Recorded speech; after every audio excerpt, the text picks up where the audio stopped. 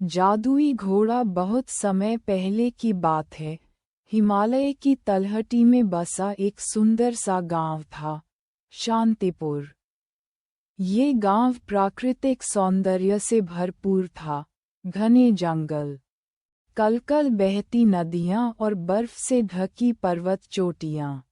पर इस गांव की सबसे बड़ी खासियत थी एक रहस्यमयी कथा जादुई घोड़े की।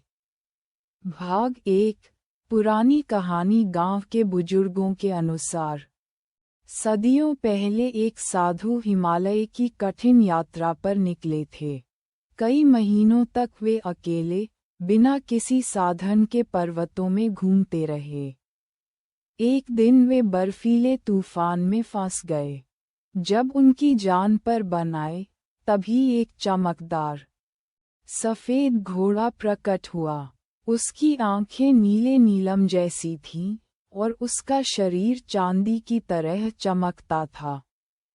घोड़े ने साधु को अपनी पीठ पर बिठाया और पलक झपकते ही उन्हें एक गर्म, सुरक्षित गुफा में पहुंचा दिया।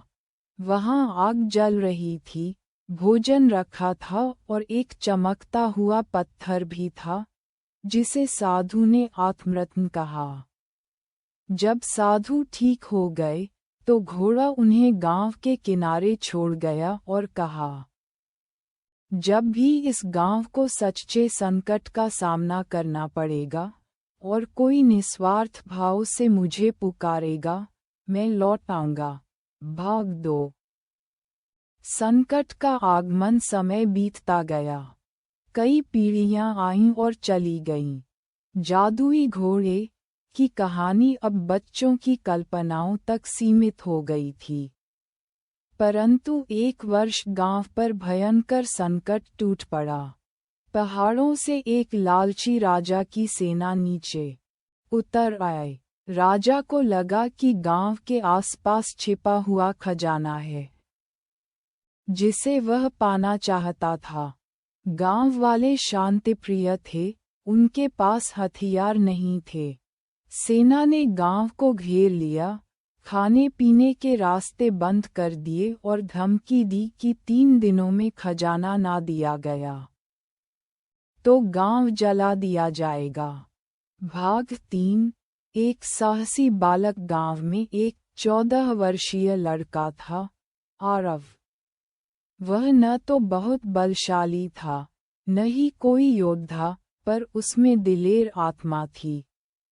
जब सब निराश हो चुके थे, तब आरव ने अपनी दादी की बताई वह पुरानी कहानी याद की, जादुई घोड़े की।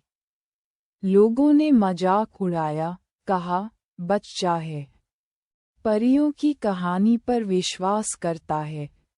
पर आरव ने हार नहीं मानी। तीसरी रात वह अकेला निकल पड़ा, पहाड़ों की ओर, बर्फ के बीच, उस गुफा को खोजने जो अब सिर्फ किंवदंती थी। भाग 4। घोड़े की वापसी। कई घंटे चलते हुए, जब आरव लगभग बेहोश होने लगा, तभी बर्फ के बीच अचानक चमक सी हुई। एक तेज रोशनी के साथ वही चांदी जैसा घोड़ा प्रकट हुआ। उसकी आंखों में वही नीला प्रकाश था।